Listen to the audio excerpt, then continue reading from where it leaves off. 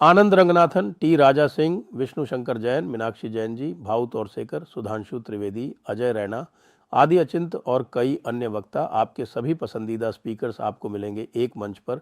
Jaipur dialogues annual summit 2025 7, 8 और 9 नवंबर। जी हाँ, राष्ट्रवादियों का महाकुंभ इस साल वापस आ रहा है। आज ही रजिस्टर करें और यदि आप इस कार्यक्रम में आने में असमर्थ हैं तो आप इस कार्यक्रम में सहयोग दे सकते हैं।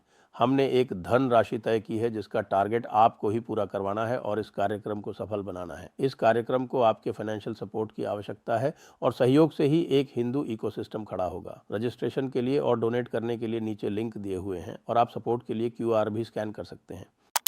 मैं तो मानता हूं कि एक तरीके से मोदी और शाह जानबूझकर राहुल के लिए खिलौना छोड़ देते। जो बच्चों को भगाने वाली टोली होती है ना, बच्चा चोरी करने वाली, वो तो उसके लिए चॉकलेट खिलौना छोड़ देती है। बच्चा पीछे पीछे आ जाता है, उठाते निकल जाते हैं, क्योंकि राहुल गांधी को चुनाव का खिलौना है, उससे खेलना है, वोटर लिस्ट से खेलना है।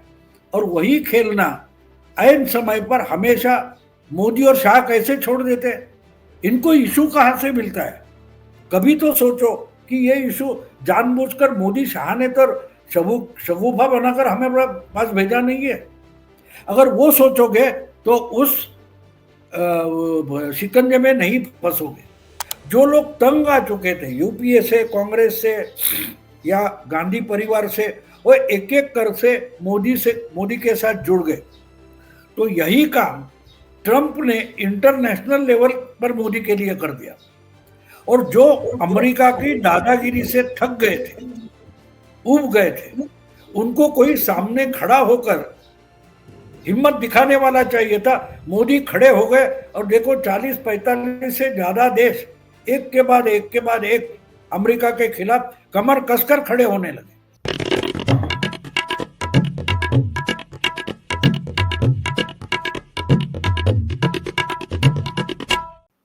नमस्ते, आप सभी का स्वागत है आज के इस कार्यक्रम में और आप सभी को मैं बहुत बहुत धन्यवाद भी देना चाहता हूं कि आपने जयपुर डायलॉग्स को 2 मिलियन यानी 20 लाख का आंकड़ा सब्सक्राइबर्स का पार करा दिया है। हमारे साथ आज जुड़ गए हैं भाऊ तोरसेकर जी और ओंकार चौधरी जी। मैं दोनों का बहुत बहुत स्वागत कर रहा हूं। भाऊ, आपके आशीर्वाद से 20 लाख का आंकड़ा पार हो गया। हाँ, हमारी मराठी भाषा में उसको 20 खोके एकदम ओके बोलिए। अच्छा। हमारे यहाँ करोड़ शब्द नहीं है, खोके शब्द है। 20 खोके एकदम ओके, ऐसा बोलो। ये एकदम ओके। नहीं, खोके तो करोड़ हुआ ना, तो 20 लाख ही है पेटी। हाँ, वो तो अरे 1 जीरो और डाल दो। राहुल गांधी है तो क्या कम है? वचने किम दरिद्रता। ये 1000 को अगर करोड़ों वोटर का नाम निकाला गया, मर गए, कुछ भी बोल देते, तो हम इतनी दरिद्रता क्यों दिखाए ना? हम भी थोड़ा 10-12 जीरो इधर उधर कर सकते हैं, क्या बात। लेकिन अच्छी बात हो गई, अच्छी बात हो गई। और ये ऑर्गेनिक है, इसका इंपॉर्टेंस वो है, ये ऑर्गेनिक है। ये कहीं से हाँ जुटा कर लाए नहीं है। हाँ, खरीदे वाले नहीं है इसमें। खरीदे वाले व्यूज भी आजकल आते हैं, मैंने सुना है कि लोग ये सीएसडीएस से नहीं आए। ये राहुल गांधी की यात्रा तो जारी है, उनके ऊपर तो सीएसडीएस का कोई प्रभाव नहीं पड़ा। उसमें कोई दम नहीं। ये देखो, ये चलता रहता है। मैं हमेशा बोलता हूँ ना कि बाल काटते रहने चाहिए, तो चुनाव आयोग भी जानता है भाऊ को। मैंने बोला है ना कि देखो, बाल बढ़ते रहते हैं, हमको तो नाई के पास जाकर काटना पड़ता है, उखाड़ कर नहीं फेंक सकते। नाखून भी काटे जा सकते, उखाड़ कर नहीं फेंके जाते। तो ये आज ये है, कल योगेंद्र था, बाद में संजय कुमार आ गया और राहुल गांधी होते। ये तो होते रहते, हर समाज में, हर युग में होते रहते। ये तो आते रहेंगे। अगर प्रकाश होगा तो परछाई होगी, ये बात समझ लो। लेकिन ये जो स्वतंत्रता दिवस पे जो मोदी जी के जो भाषण थे और मोदी जी की घोषणाएं जो थी, उसके ऊपर नॉर्मली कांग्रेस जो है बड़ी विपरीत टिप्पणी करती है, इस बार कुछ बोली नहीं। क्योंकि वो जिम्मेदारी शरद पवार को दी थी। अच्छा। शरद पवार ने बोला ना कि अजीब है कि देश के पहले प्रधानमंत्री जवाहरलाल नेहरू का नाम तक नहीं लिया, जबकि पहले 2 3 4 मिनट में, मेरा ख्याल है 3 4 मिनट में उन्होंने सर्वपल्ली राधाकृष्णन, राजेंद्र प्रसाद सबका नाम लिया, लेकिन शरद पवार के कान फटे बेचारे, कह रहे तो क्या करे, उनको सुनाई नहीं देता। वैसे तो हमारे महाराष्ट्र में बोला जाता है कि महाराष्ट्र का हर गली कूचा जीप ये गूगल अर्थ के पहले रिकॉर्ड किया था शरद पवार ने। गांव गांव के रास्ते, नाम वगैरह शरद पवार अपने हस्तरेखा जैसे जानते हैं, लेकिन दो इंसान आ गए, मिलकर निकल गए, शरद पवार को नाम तक याद नहीं है, पता याद नहीं है। तो शरद पवार एक अजूबा हमारे महाराष्ट्र का है, उस पर राहुल गांधी ने जिम्मेदारी दी थी, वो भाषण आप ही सुनो। और दुनिया ने सुना कि मोदी जी ने जवाहरलाल नेहरू का नाम लिया, लेकिन शरद पवार ने नहीं सुना।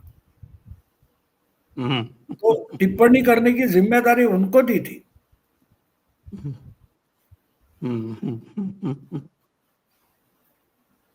मोदी जी ने तो बहुत सारी घोषणाएं कर दी उस दिन, और खास तौर से जो पहले जो एक पंच प्रण हुआ करता था, उस पंच प्रण को दोहरा दिया। उसको सुन के तो मुझे लगता है राहुल गांधी की समझ भी नहीं आया होगा कि क्या बोल रहे हैं, ये पंच प्रण क्या होता है ये। और फिर सुदर्शन चक्र, समुद्र मंथन और ऐसी चीजें जो है वो हमारे विरोधी पक्ष को समझ में आई नहीं, शरद पवार को भी समझ में नहीं आई लगता है। नहीं, ये अब कृष्ण लीला पर उतर आएंगे ना, कृष्ण लीला पर उतर आएंगे। और कृष्ण लीला का मतलब ये होता है कि कुछ बातें आप सुने, कुछ बातें आप ना सुने। उन्होंने युधिष्ठिर को क्या बोला था, नरोवा कुंजरोवा बोलना, आहिस्ते बोलना, अश्वत्थामा मराए जोर से बोलना। तो इसको कृष्ण लीला बोलते हैं, इसको कृष्ण लीला बोलते हैं। तो मोदी जी ने बता दिया कि अभी राम राम बहुत हो गया, अभी थोड़ा अगले अवतार में आ जाए, कृष्ण लीला शुरू होगी। और उन्होंने एक बात बोली थी कि मैं हथियार नहीं उठाऊंगा, लेकिन एक समय आ गया सुदर्शन चक्र उठा लिया था। तो वो बेसिकली ट्रम्प को और दुनिया को मोदी जी बता रहे, देखो मैंने तय किया है कि मैं युद्ध के खिलाफ हूं, लेकिन एक समय आएगा तो सुदर्शन चक्र उठाना पड़ेगा, तो समझ लो। अब वो सुदर्शन चक्र कभी जेलेंस्की होता है, कभी पुतिन होता है, कभी जयशंकर होता है। अगर आप समझ लो तो बात अलग है, वरना तो परिणाम तो आपको भुगतने।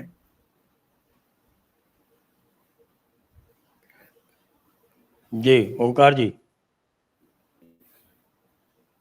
मोदी की स्पीच के बारे में रिएक्शन कुछ विशेष आया नहीं, आप क्या कहते हैं? देखिए, बात ऐसी है कि एक तो ये अभी तक 11 साल करीब करीब हो गए हैं, 11 साल से ऊपर का समय हो गया है।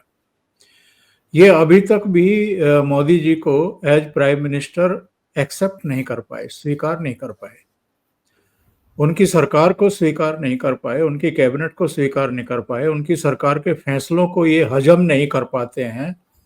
ये राष्ट्रपति का सम्मान नहीं करते, ये उपराष्ट्रपति का सम्मान नहीं करते, ये केंद्रीय मंत्रियों का भी सम्मान नहीं करते। तो इनसे क्या अपेक्षा करके चलिएगा कि ये कोई रिएक्ट करेंगे किसी तरह का? हाँ, रिएक्ट जब करते हैं तो वही होता है जो अभी अभी हुआ है, और हर बार होता है। हर बार ये मुंह की खाते हैं, हर बार लगता है कि अपनी गलतियों से कुछ सीखेंगे, या जो लगातार पराजय मिल रही है राज्य दर राज्य, या लोकसभा में भी लगातार इनको पब्लिक रिजेक्ट कर रही है, शायद उससे कुछ सीखें, आत्ममंथन करें, कुछ गलतियों का सुधार करें, कहाँ हमसे चूक हो रही है उस पर मंथन करें, लेकिन ऐसा प्रतीत तो होता नहीं है कि ऐसा कुछ चल रहा है, बल्कि हर हार के बाद या जो आने वाले राज्य के चुनाव होते हैं उसमें जो पेशबंदी जिस तरीके से की जाती है पहले से ही, क्योंकि इनको पता है कि रिजल्ट क्या होने वाला है, तो ये जो यात्राएं निकाली जाती हैं उसमें जिस तरीके से भीड़ जुटाई जाती हैं, उनके हाथों में तरह तरह के झंडे थमाए जाते हैं, ये सब चीजें करना मुश्किल नहीं है किसी पॉलिटिकल पार्टी के लिए या किसी संगठन के लिए जिसके पास थोड़ा बहुत भी पैसा है। इनको मैनेज किया जा सकता है, भीड़ को जुटाया जा सकता है, लेकिन उस भीड़ को, चलिए ये तो आपकी सड़क की यात्रा हो गई, सभाओं में भी रैलियों में भी जो भीड़ जुटाई जाती है वो किस तरीके से जुटाई जाती है सब जानते हैं। यहां तक कि मैं तो उसको भी ये नहीं मानता कि वो स्वतः स्फूर्त भीड़ आती है जो मोदी जी की सभाओं में आती है या अमित शाह जी की सभा में आती है या योगी जी की सभा में आती है। उसके लिए भी प्रबंधन होते हैं, एमएलए को जिम्मेदारी सौंपी जाती है, सांसदों को कहा जाता है, जो जिलों के संगठन हैं उनको जिम्मेदारी सौंपी जाती है, उनको बसें और दूसरे वाहन जो है वो दिए जाते हैं, आने जाने वालों के खान पान की व्यवस्था की जाती है, मैनेज किए जाते हैं, सबको पता है। पर उसको आप वोट में तब्दील कर पाए ये आपकी कामयाबी होती है। और ये कब होता है? ये तब होता है जब आप लोगों को कन्विंस कर पाए, उनको बता पाए कि भाई हम जो इस समय मौजूदा सरकार है उससे बेहतर प्रदर्शन कर सकते हैं। अच्छा, ये यकीन कैसे आएगा? क्या अतीत में आपने बेहतर प्रदर्शन किया है? सेंट्रल गवर्नमेंट में किया हो या किसी राज्य में किया हो, कहीं भी किया हो? और इन चीजों का जवाब अपने आप से तलाश करना चाहिए, बजाय इसके कि कभी आप संसद और स्पीकर और सभापति के सिर पर ठीकरा फोड़ें, कभी आप सुप्रीम कोर्ट पर, कभी मीडिया पर, कभी आप दूसरी संवैधानिक संस्थाओं पर ठीकरा फोड़ें। आपको अपने आप से पूछना पड़ेगा कि किसी राज्य में अगर आप सत्ता में आ भी जाते हैं तो 5 साल बाद आपको दोबारा उस राज्य की जनता क्यों नहीं मौका देती है? क्यों बुरी तरीके से हरा देती है? क्यों आप बहुत जल्दी वहां अलोकप्रिय हो जाते हैं? तो ये सवाल पूछने के बजाय आप केवल अपनी पोजीशन को बनाए रखने के लिए, संगठन पर वर्चस्व बनाए रखने के लिए, कब्जा बनाए रखने के लिए और अपना सर्वाइवल तलाश करने के लिए हर बार एक नया बहाना ढूंढते हैं। तो ऐसा नहीं है कि इस देश की जनता नासमझ है या इनकी दृष्टि में हो सकता है ये समझते हो कि बेवकूफ है, उसको बुद्धू बनाया जा सकता है। ये पब्लिक है तो सब जानती है। वो ये भी जानती है कि भाई काम कौन कर रहा है, ये भी जानती है कि बहाने कौन कर रहा है। और सच को सामने से स्वीकार करना राजनीति में, सार्वजनिक जीवन में मुझे लगता है कि ये आना चाहिए हर पॉलिटिकल पार्टी को, हर लीडरशिप को। अगर जनता आपको स्वीकार नहीं कर रही है, जनता आप पर भरोसा नहीं कर रही है, आप सिर नीचा करिए, उस फैसले को स्वीकार करिए, कहिए कि कहाँ गलतियां रह गई, कहाँ कमियां रह गई, हम उसको सुधारेंगे। इसके बजाय आप अगर बहाने तलाश कर रहे हैं, और ये बहाने भी क्यों तलाश किए जाते हैं? ताकि पार्टी के भीतर आपकी लीडरशिप को लेकर के बगावत ना हो जाए, असंतोष सामने ना आ जाए। जो कार्यकर्ता है, जो नेता है, वो ये ना कहने लगे अरे भाई आप तो 90 से ज्यादा विधानसभा चुनाव हरवा चुके हैं, 3 लगातार लोकसभा चुनाव हरवा चुके हैं, आप में कोई करिश्मा नहीं है, आपकी लीडरशिप में किसी तरह के पास कोई विजन नहीं है, और जो सामने एक ताकत है जो लगातार सफलताएं अर्जित कर रही है, केवल तीसरी बार लोकसभा के चुनाव की बात नहीं, गुजरात में भी लगातार वो मुख्यमंत्री भी रहे हैं, लगातार चुनाव भी जीते हैं। तो कुछ तो है उस लीडर के पास। कोई तो विजन है, कोई तो कार्यक्रम है, कोई तो नीतियां हैं, कुछ तो सिद्धांत हैं। आपके पास क्या है और आप लगातार क्यों उसके सामने पिट रहे हैं? तो ये सवाल जब पार्टी के भीतर से उठेंगे तब ना मंथन शुरू होगा। लेकिन ये उसको उठने ही नहीं देना चाहते हैं। पहले से ही बहाने बना करके ये कार्यकर्ताओं में एक संदेश भेजना चाहते हैं कि भाई हमारी लीडरशिप में कोई खराबी नहीं है, हमारे विजन में भी कोई खराबी नहीं है, हमारी नीतियां, हमारे कार्यक्रम भी बहुत ही बढ़िया हैं। ये खोट तो सारा ईवीएम में है, चुनाव आयोग में है, संवैधानिक संस्थाओं में है। उनके जरिए मैच फिक्सिंग हो रही है और मोदी जी और भारतीय जनता पार्टी जीतती जा रही है। तो जब आपने आत्महत्या करने, राजनीतिक आत्महत्या करने का फैसला कर ही लिया है तो कोई आपका भला नहीं कर सकता संजय जी। भाऊ का मैं देख रहा था वीडियो, भाऊ ने कहा कि साहब के मोदी को और शाह को और बीजेपी वालों को बिहार में कैंपेन करने की जरूरत ही नहीं है। ऐसा क्यों कह रहे हैं भाऊ? क्या? आपका वीडियो देखा था मैंने, आपने कहा कि साहब जरूरत ही नहीं है किसी को वहां कैंपेन करने की, मोदी को और शाह को और योगी नहीं, को वो हाँ और- हाँ हाँ, वो तो राहुल गांधी को आउटसोर्स कर दिया ना उन्होंने। वो काम संभालेंगे राहुल गांधी।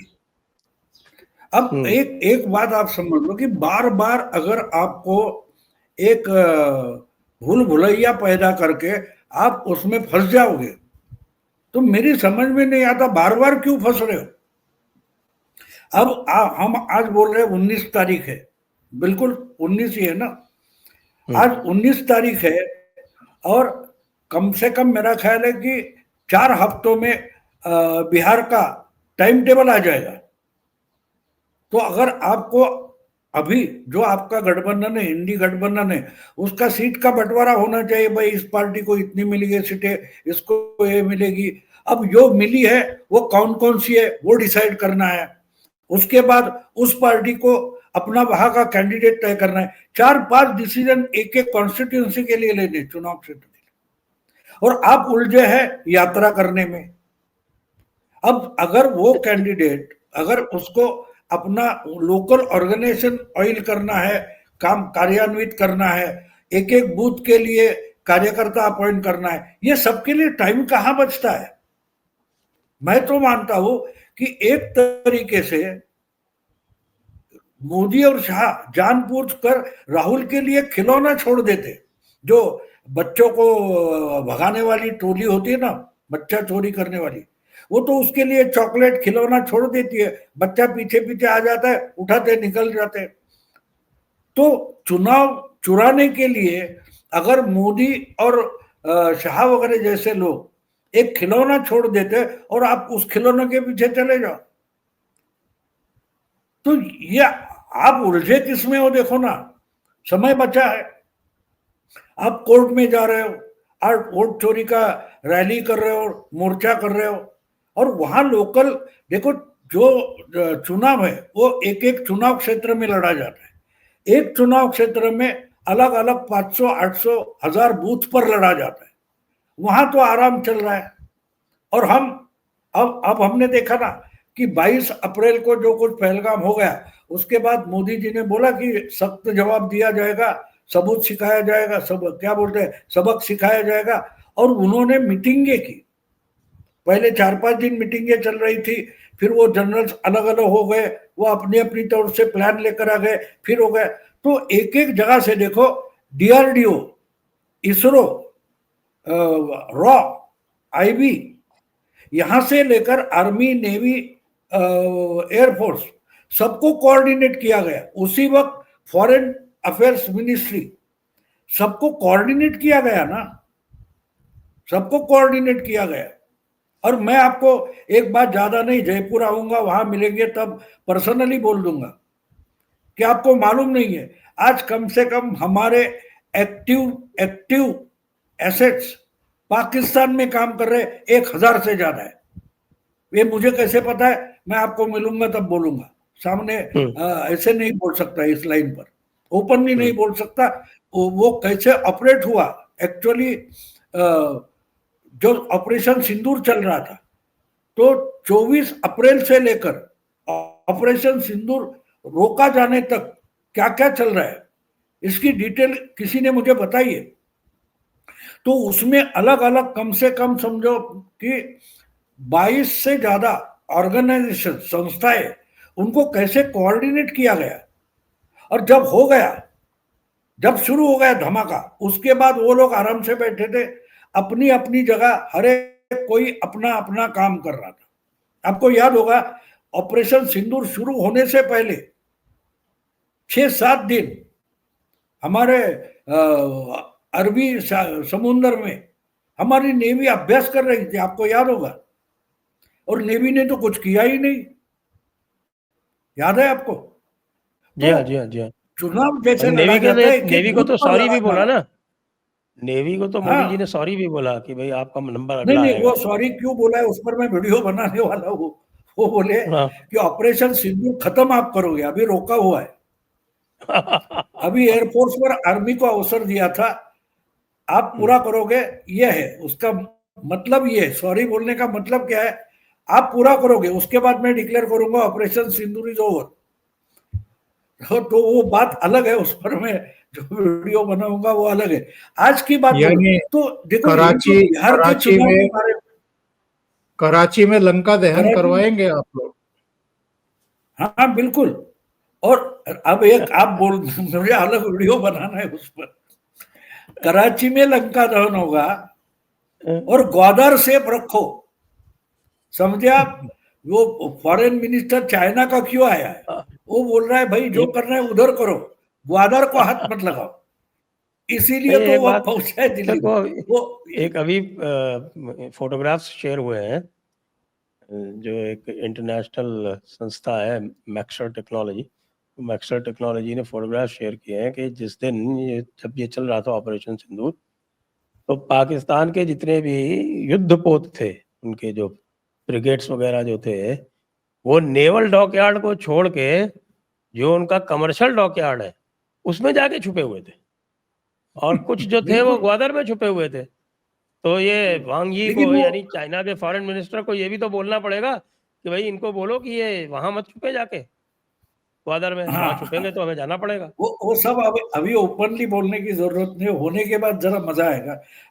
हम थे बिहार के चुनाव पर, तो बिहार हाँ, का चुनाव जो असलियत में है वो बूथ पर लड़ा जाने वाला है।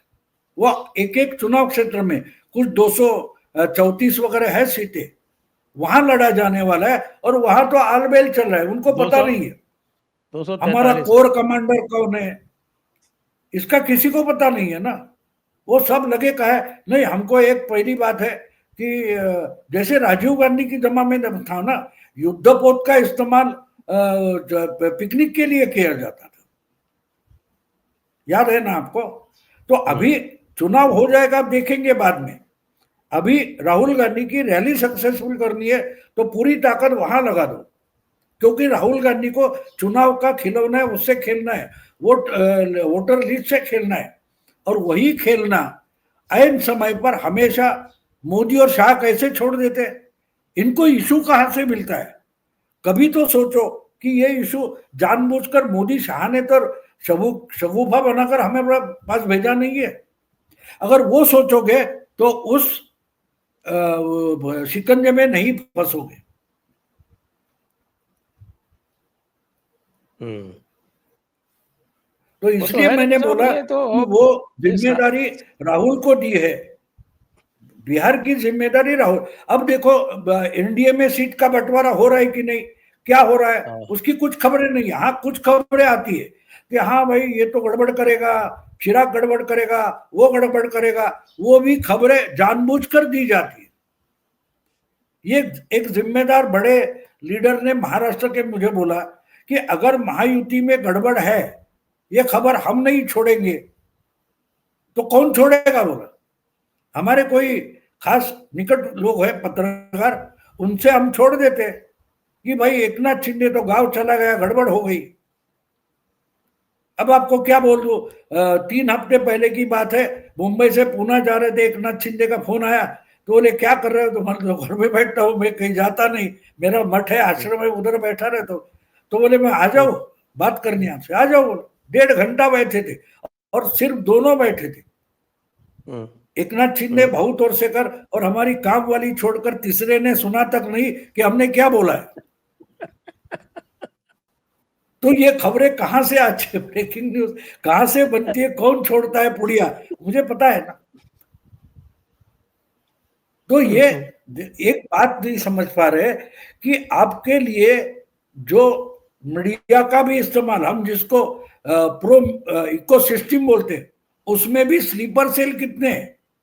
अब स्लीपर सेल कौन है, लंगड़ा घोड़ा कौन है, भारत का कौन है, इसका पता नहीं है।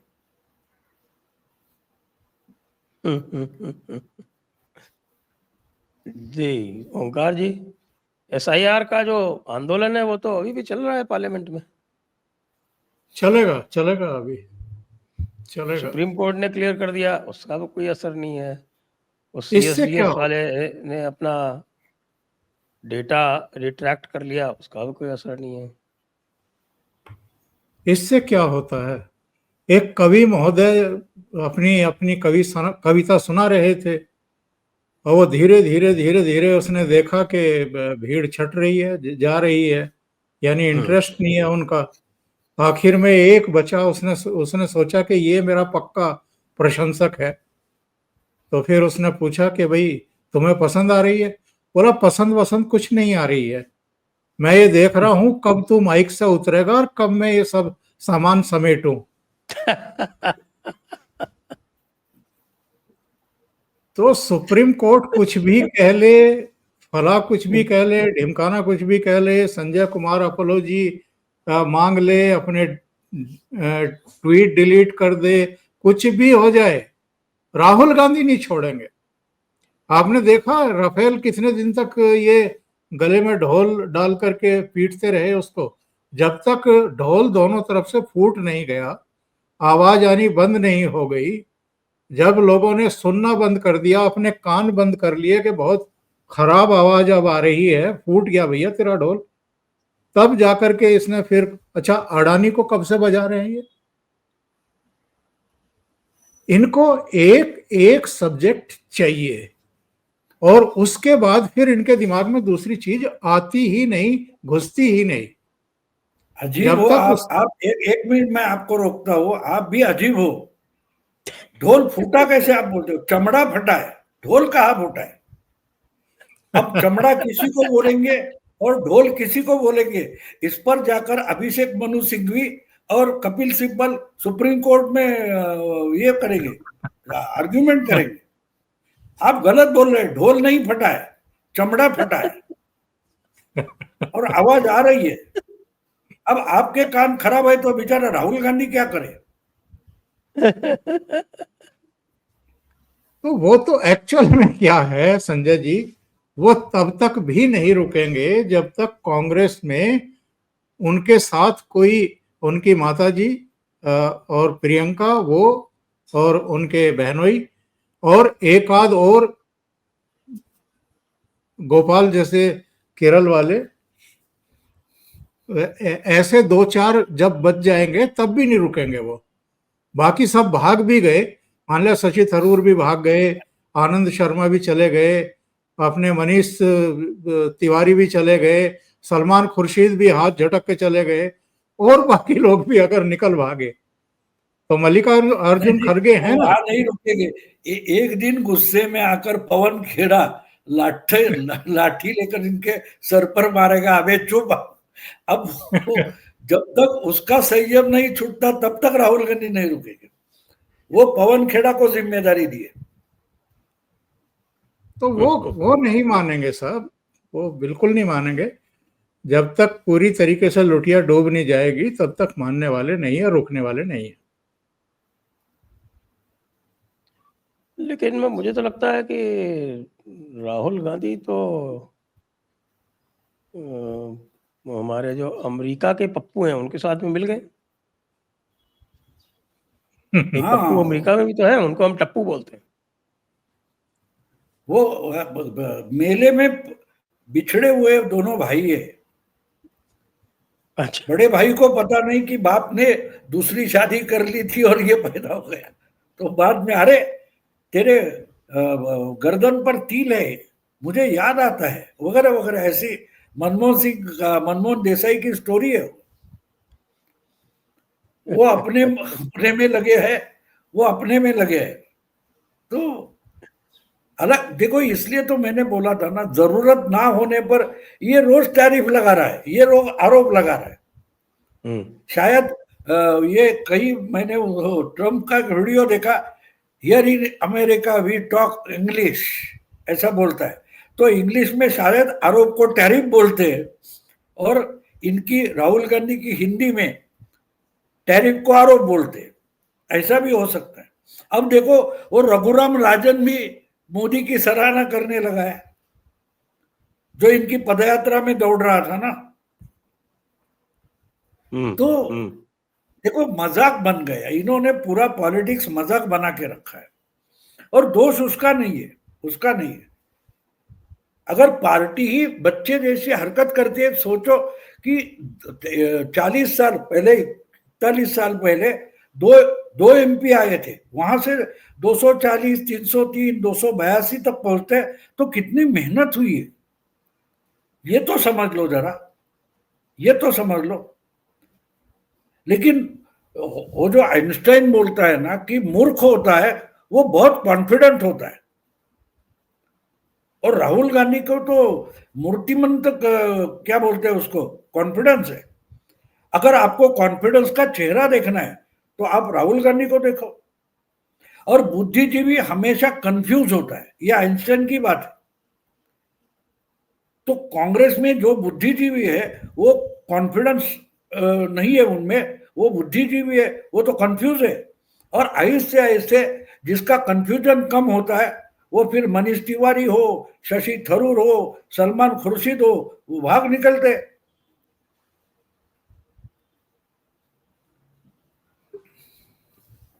भागे तो नहीं, हो तो अभी भी है। नहीं भागे नहीं, खुद दूर हो जाते हैं ना, कि भाई आए कोई मिसाइल आके गिरे तो हम पर तो ना गिरे, वो अलग अलग हो जा रहे। लेकिन एक बात है, एक लगातार इसके बाद एक एक करके हट जाएंगे। अभी देखो, धनखड़ का मामला था, इनको पछतावा होता होगा कि क्यों झंझट किया, क्योंकि एक बात हो गई, इनका जो षड्यंत्र था वो तो सक्सेसफुल नहीं हुआ, वो तो फंस गया। लेकिन उसी कारण से एक दिन में, कुछ घंटों में उपराष्ट्रपति को रिजाइन होना पड़ा। ये इन्होंने अपनी ताकत दिखा दी। अब वहां बात नहीं रुकी है, अब वो जगह खाली हो गई तो चुनाव हो रहा है। चुनाव में क्लियर कट पूरा का पूरा 100% आरएसएस वाला कैंडिडेट लाके खड़ा कर दिया। अब उसको हराना मुश्किल है, और 240 के बावजूद मोदी के पास कितना तगड़ा समर्थन है, इसका सबूत इस चुनाव में पेश किया जाएगा। तो आप निकले थे किसका कान काटने, और अपना ही नाक काट कर बैठ गए। तो कांग्रेस में बहुत सारा पछतावा होगा कि अरे रे रे रे क्या कर बैठे, कम से कम 240 बोलते रहते। अब ये जो कुछ 543 है और वहां के 240-42 है, उनकी टोटल में भी 500 से 600 से ज्यादा निकल कर आएगा। तो आपके पास कुछ नहीं बचा, इसका सबूत आप ही खुद पेश कर रहे हो। यानी राहुल गांधी को संजय कुमार होने की ईर्ष्या जागी है। जहां से तुम्हारे केजरीवाल ने शुरुआत की थी, और जहां आज पहुंच गए, तो राहुल गांधी वहां से निकले हैं जहां केजरीवाल ने शुरुआत की थी, वो वहां जाके पहुंचेंगे।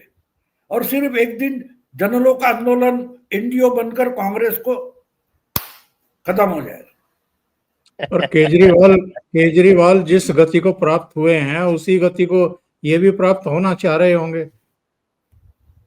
नहीं, ये तो ये पहले पहुंचे ना, वो तो करप्शन के खिलाफ निकला था, करप्ट हो गया। ये करप्ट है, वहां से निकले कि भाई हमारा कुछ करो, हमारे लिए जन लोकपाल अपॉइंट करो, हमारा भ्रष्टाचार निकालो, इसके लिए पहुंच जाएंगे।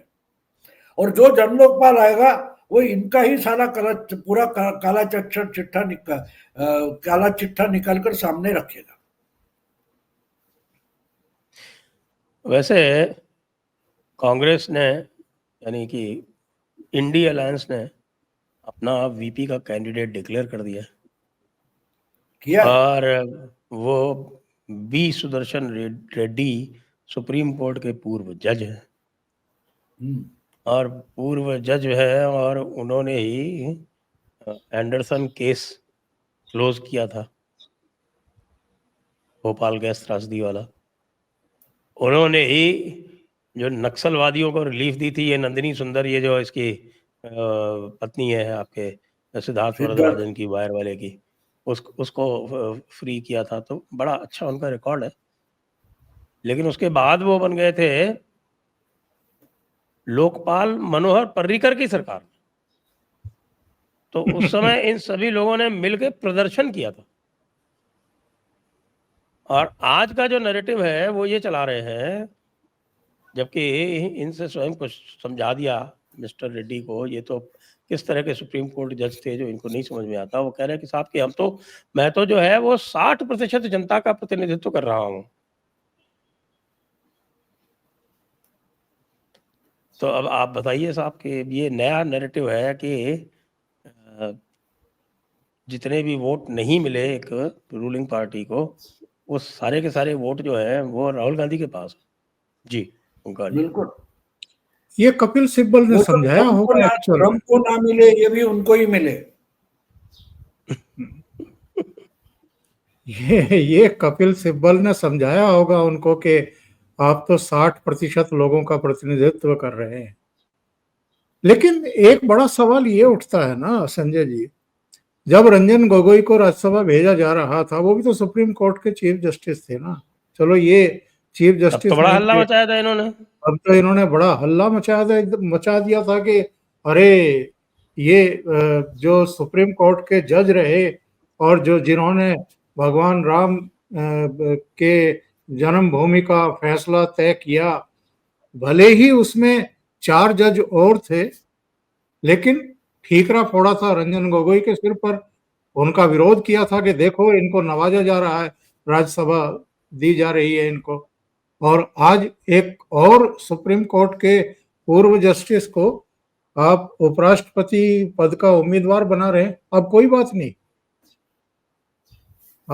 मतलब आप करें तो सब ठीक है और दूसरे करें तो बहुत ही खराब है। फिर वो अलोकतांत्रिक भी हो जाता है, वो धर्मनिरपेक्षता पे भी एक प्रहार हो जाता है, लोकतंत्र की हत्या तुरंत हो जाती है। तो ये इनके ड्रामे हैं, एक्सपोज हो रहे हैं। जहां तक बात है कि साहब कौन कितने लोगों का प्रतिनिधित्व कर रहा है, तो अब ये 9 सितंबर आ रही है ना, पता लग जाएगा। उसमें कोई देर थोड़ा है। अभी 21 तारीख को लास्ट डेट है नॉमिनेशन की। उसके बाद जो भी प्रक्रिया होती है वो होगी, पता लग जाएगा इनको कि कौन कितने प्रतिशत लोगों का प्रतिनिधित्व कर रहा है। बहुत सम्मानित तरीके से और बहुत ठीक ठाक मार्जिन से एनडीए का कैंडिडेट जीतेगा। और ये केवल और केवल इनकी एक गिमिक होती है, इनका एक तरीका होता है कि कोई दलित अगर राष्ट्रपति पद का उम्मीदवार बनाया गया है तो मीरा कुमार को सामने खड़ा कर दो। अगर द्रौपदी मुर्मू को लाया गया है तो ढूंढो, अगर कोई वनवासी आदिवासी मिल जाए तो ठीक, वरना यशवंत सिन्हा को ही खड़ा कर दो। अभी दक्षिण से वो लेकर के आए हैं तमिलनाडु से, तो दक्षिण के किसी राज्य से ढूंढो। तो ये तो इनके सोच का स्तर हो गया है। अरे थोड़ी देर रुको, थोड़े दिन रुको, थोड़े दिन रुको। उनको कौन आप जज बोल रहे हैं ना, उनका पर्चा भर जाने दो। यही राहुल गांधी बोलेंगे। ये लाल किले से बात कर रहे थे ना, तो सुदर्शन तो हमने चुरा लिया। मोदी जी लाल किले से सुदर्शन की बात कर रहे थे ना, तो सुदर्शन तो हमने चुरा लिया, आप चलाओ, कौन सा चलाते हो। हाँ और आप पूछते कि रिएक्शन है, ये सबसे बड़ी रिएक्शन है कि ये सुदर्शन के सिस्टम बनाने की बात बोल रहे हैं मोदी, तो इन्होंने सुदर्शन तो अपने पास ले लिया।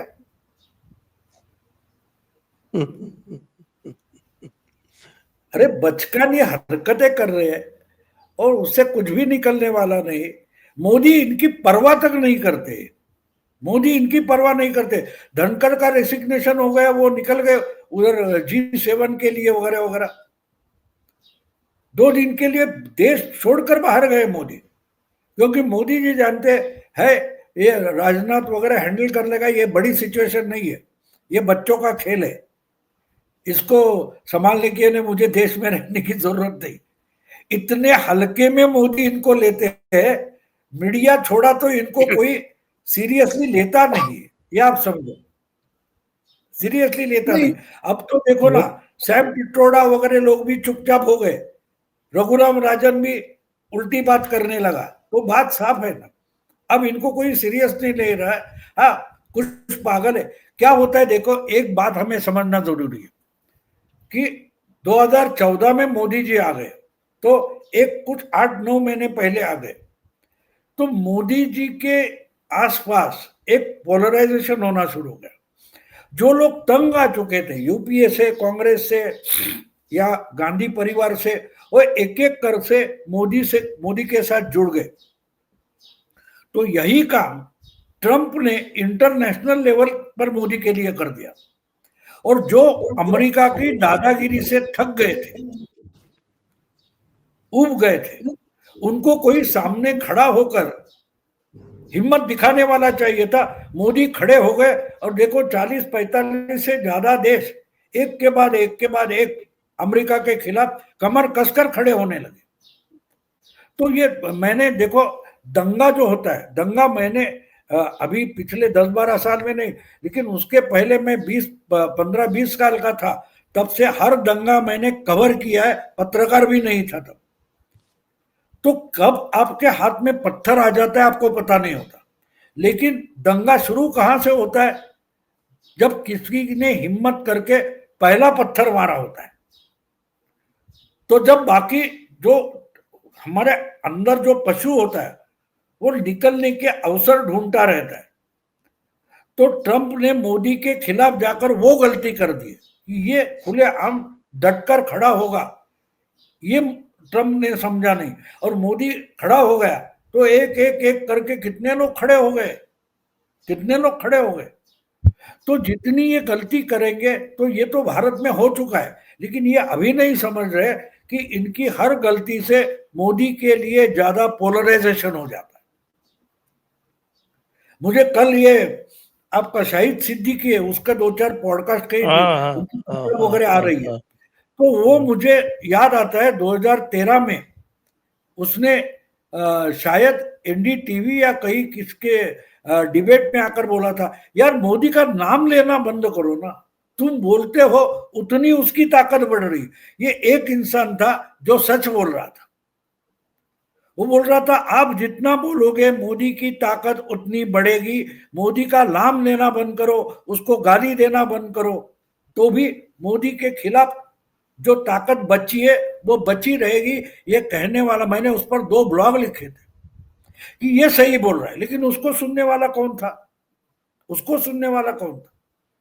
क्योंकि आपका जो प्रिजुडाइस होता है, वो प्रिजुडाइस में आप लपेटे में रहते हो, तो आप उससे बाहर नहीं निकलना चाहते। देखो सर्दी होती है तो आप रजाई में होते हो, तो रजाई के अंदर एक माहौल बन जाता है, उब बन जाती है, उसे बाहर निकलना अच्छा नहीं लगता। तो नींद नहीं है तो भी उसके अंदर घुसे रहते हो आप। ये लोगों की हालत, इनकी मानसिकता वैसी हो गई है।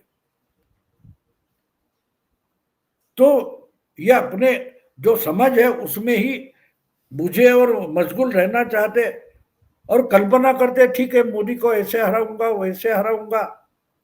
तो जब राहुल जैसा कोई पागल कुछ भी बोल देता है तो उस पर टूट पड़ते, सच्चाई देखने की हिम्मत तक नहीं करते। और इसलिए आप बारीकी से देखो तो ममता दीदी इनसे अलग रहती है, इश्यूज पर इनके साथ आ जाती है, वरना वो इनसे अलग रहती है, क्योंकि उसको मालूम है राहुल के साथ निकल जाओगे तो आप खुद का नुकसान करोगे। वो अलग रहती है, उसका फायदा है। अब देखो जगन मोहन रेड्डी, वो भी अलग बैठा है। जितने समय तो ये जगन मोहन को ट्रैप करने के लिए रेड्डी को खड़ा कर दिया। हाँ किसको? जगन मोहन ने कल ही अनाउंस कर दिया था एनडीए के साथ में जाना। आज उसका वोट खींचने के लिए इन्होंने एक रेड्डी को खड़ा कर दिया। नहीं, वो रेड्डी खड़ा करने से, जगमोहन रेड्डी उसको दिमाग है, एक बात समझो, उसको दिमाग है। इस रेड्डी को वोट ना देने से उसका कुछ नुकसान नहीं होने वाला, कुछ भी नुकसान नहीं होने वाला।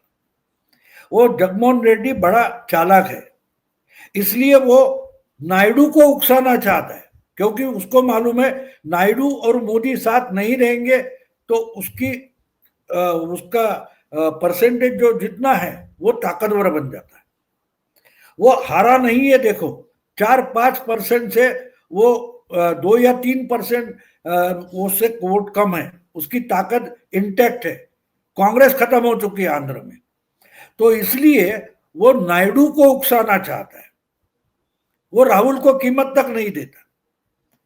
ये सब, ये बोल रहा हूं ना, ये आउटडेटेड पैतरे है ना, ये 2090 2000 के पहले के पैतरे है, ये आज की पॉलिटिक्स में नहीं चलते, नहीं चलते। तो इसलिए इसके नाम से ले लो, वो वैसा करना था तो उसके खिलाफ वो, ये खबर मैंने भी देखी, वो शिवा करके कोई है डीएमके का, उसको बनाएंगे तिरुचि शिवा। हाँ। तब क्या अरे वो बोलेगा? एसवाई कुरैशी का भी नाम चल रहा था। हाँ हाँ, वो एसवाई चुनाव आयोग कुरैशी वाला, पूर्व मुख्य चुनाव डॉक्टर आयोग। चुनाव आयोग का चीफ सीईसी। हाँ। अच्छा नहीं, है। नाम तो बहुत चले गए, लेकिन देखो, कोई जब मालूम है हारने वाला है, कोई गधा ही घोड़ा होगा ना। हर एक कोई यशवंत सिन्हा नहीं होता ना, हर एक कोई अरुण शौरी नहीं होता, बात तो क्योंकि यूं वो है साहब कि बुद्धिजीवी है। आज वो महाराष्ट्र इलेक्शन के खिलाफ एक याचिका लगी थी जिसको पहले बॉम्बे हाई कोर्ट ने खारिज कर दिया था। वो आज लेके सुप्रीम कोर्ट में गए तो सुप्रीम कोर्ट ने उनको डांट के भगा दिया और डिसमिस कर दिया याचिका को, और कहा कि आप हमारा टाइम वेस्ट करते हो। ऐसे तो साहब बेचारे विरोधी पक्ष का तो पूरा का पूरा मोराल ही डाउन हो जाएगा। कुछ नहीं, कुछ समय में ये हर जगह से दौड़ाए जाएंगे और लोग लठ लेकर के इनके पीछे और ये आगे आगे भागते हुए दिखाई देंगे, क्योंकि इन्होंने सारी हदें पार कर चुके हैं ये लोग, हर चीज नहीं, को लेकर एक के बात सुप्रीम होती कोर्ट को जाते।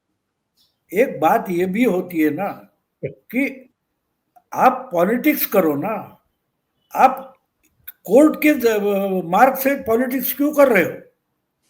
अब देखो शिवसेना की बात देखो, उस दिन कोई प्रोग्राम था, ये चीफ जस्टिस मुंबई आए थे, तो उसके बाद उद्धव ठाकरे ने बोल दिया कि अब तो आपके दरवाजे पर आकर डेमोक्रेसी रो रही है, उसके संजीवनी दे दो, क्योंकि वो नवंबर तक है, उसके बाद वो भी बदले जाएंगे क्योंकि उनकी टाइम खत्म हो रहा है। तो बात ये, शिवसेना अपनी विरासत कैसे भूली है? बाला साहब के समय शिवसेना कोर्ट में आरोपी का बनकर खड़ी होती थी। उद्धव के समय में शिवसेना कोर्ट में फिरियादी बनकर जा रही है। अब बोलो, ये विरासत है? बाला साहब की विरासत आरोपी की होती थी, फिरियादी की नहीं होती तो थी। अभी तो दही हांडी की जगह मटन हांडी खिला रहे थे लोग। हाँ, वो तो है। जो कुछ भी देखो, रोज बोलने की जरूरत नहीं होती, नहीं होती। इतना तो कम से कम केजरी